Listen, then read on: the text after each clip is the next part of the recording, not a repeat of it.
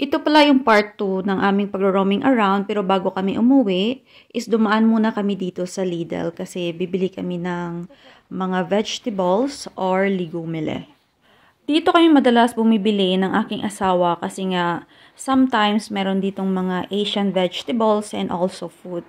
Tapos ang akong bana perti saya maglakat, ya dasig-dasig. Yawan ko ya sa iyak lagas.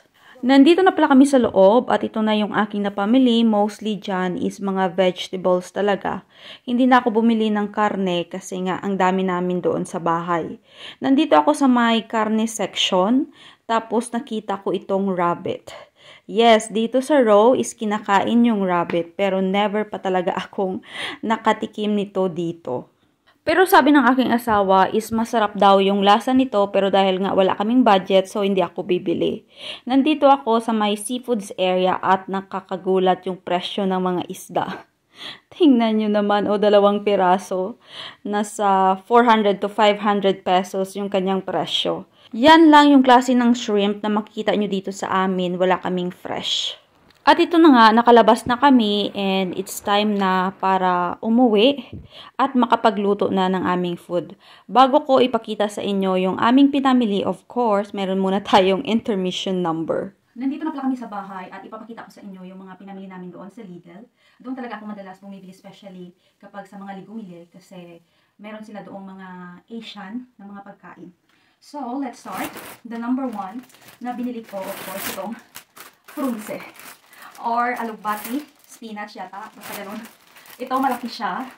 Ito yung binili ko kasi madami ka nang maluluto dito na iba't ibang klase ng potahe. Even though na pricey siya, pero para sa akin is okay lang naman. So, this is the number 1. The second one, of course, yung bread. Isang aking labana. Then, panty liner. Yung gatas.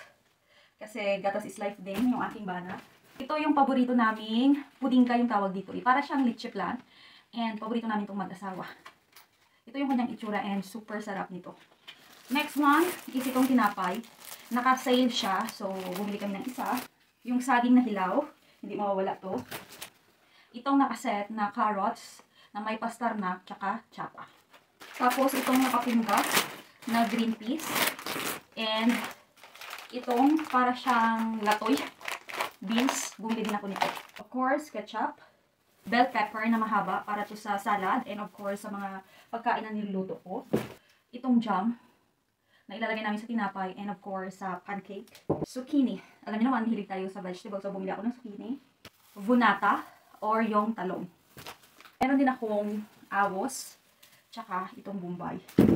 At itong pinya. Pricey yung pinya ngayon, pero bumili pa rin ako kasi nga gusto kong kumain ito. Kasi nakaka-help daw to para mag-open yung cervix mo sa panganganak. Tama ba? Basta bumili ako ng ganito. Then, itong kalabasa. Ganito lang talaga yung kalabasa dito sa amin. Ito yung local na kalabasa dito na madalas mo mabili sa mga tindahan. Tapos, yung aking paborito na mais. 2 na yung binili ng aking asawa. Kasi sabi niya sa akin, dalok-dalok ako.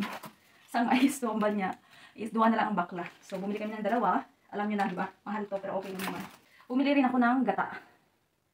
Kuha lang to siya, naka-sale siya, nasa 4 lay. Mga nasa 50 pesos. Yung ganitong kanang gata. Itong baking powder yata yung tawag dito. Kasi gagawa ako ng donut para sa aking asawa. Yun lang lahat ng aming pinamili. Tapos bumili na rin kami ng pungga kasi wala kaming dalang pungga or plastic para sa aming grocery. Kasi akala ko doon na kami bibili sa may local na store dito. Kasi sabi ng asawa ko doon sa Lidl, baka makakita kami ng Asian vegetable. At yun nga, nakakita ako this is it, pancit. Nakabili na naman tayo ng mga pagkain na gustong-gusto ni Buntis. I-arrange ko na yung mga pinamili namin lahat. Then, magluluto pa kasi ako ng aming dinner. Maraming salamat pala sa lahat ng mga nanonood sa aking mga video. Thank you so much. Madamo gid nga salamat. Molt to everybody. And thank you for watching. Have a good day. Lari day. Papu.